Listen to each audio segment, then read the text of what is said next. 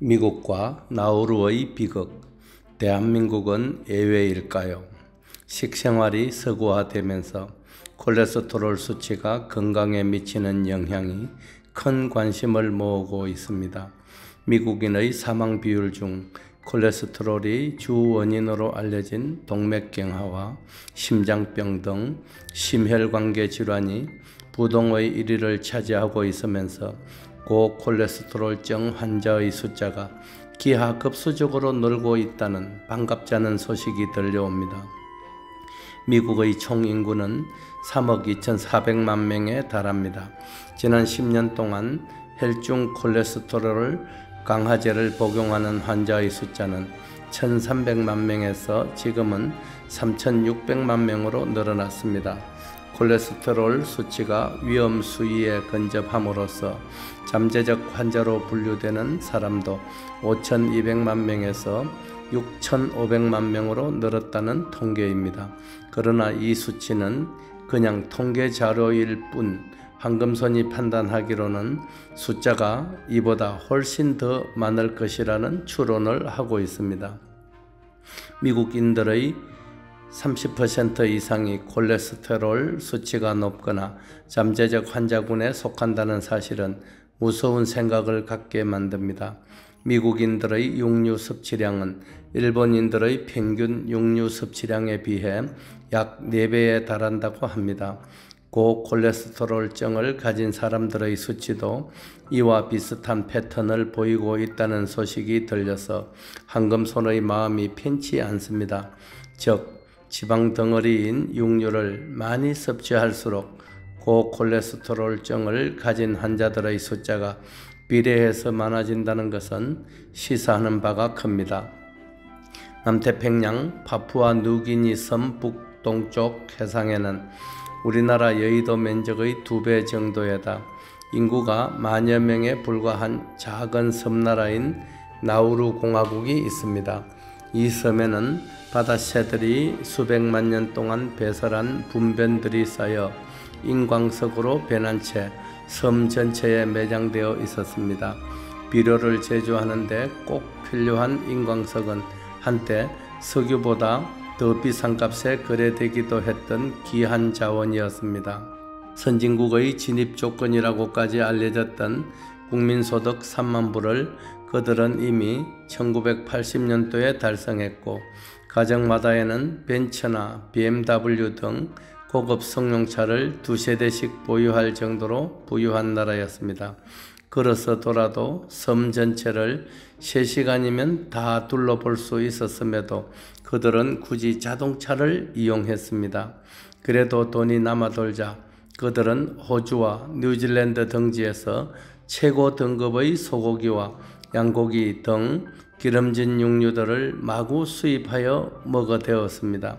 하지만 끝없이 생산될 것 같았던 인광석은 2003년을 기점으로 매장량이 바닥을 드러내었고 이와 동시에 나우루 공화국의 국민소득은 2,000불 이하로 공두박질 치게 됩니다.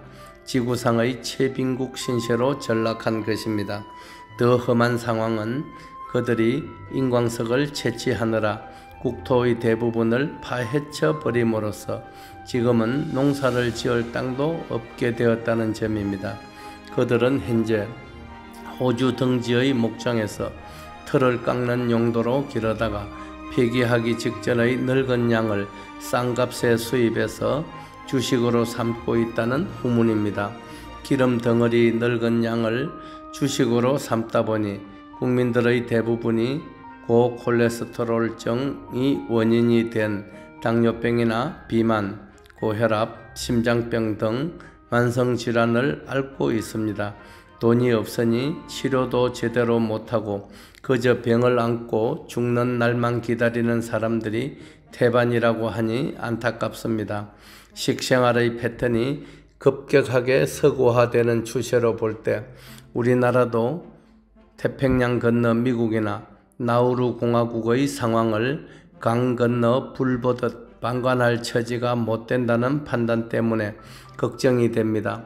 정크푸드로 알려진 삼겹살을 전 세계에서 싹쓸이로 수입하여 국민들의 배를 채우는 것은 비난만 할 일이 아니겠지만 문제는 인구의 감소로 환자를 돌볼 인력마저 터무니없이 부족해지는 현실에서 동물성 지방을 아무런 죄책감도 없이 먹어치우는 것은 또 다른 문제를 야기시키기에 충분합니다.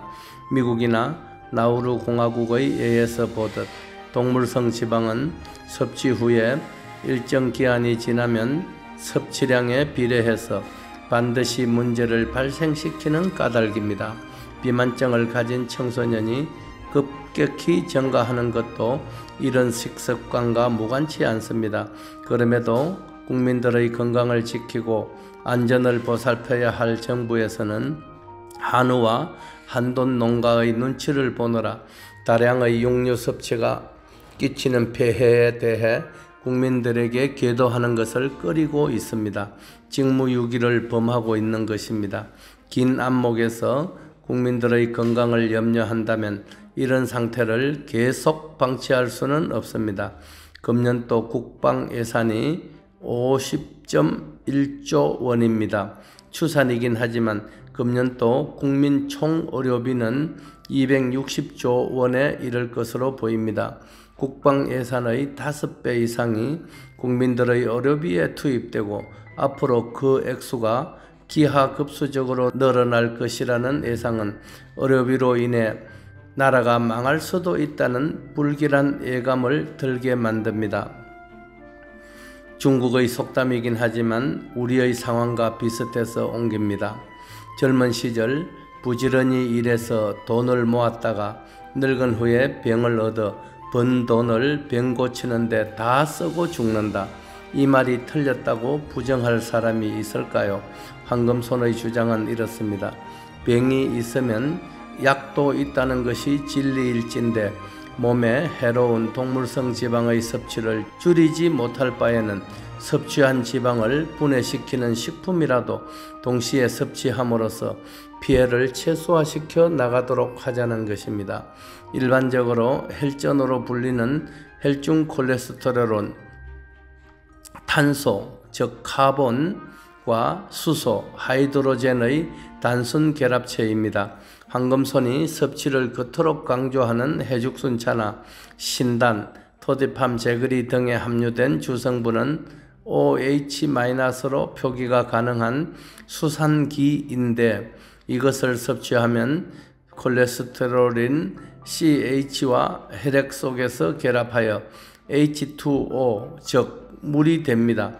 혈액 속의 콜레스테롤이 물로 변하면 중학생 정도의 지적 수준만 갖춘 사람일지라도 피가 맑아진다는 것을 아실 것입니다. 이 과정에서 홀로 남은 탄소는 가스가 되어 방귀로 배출되면 끝입니다. 해죽순차나 신단, 토디팜 제거리 등을 드신 분들께서 방귀가 잦아져서 곤란을 느끼셨다고 하는데 그 방귀는 냄새가 거의 없는 수준이고 가스를 많이 배출한 도의적 책임 외에 법적 책임을 질 일은 없습니다.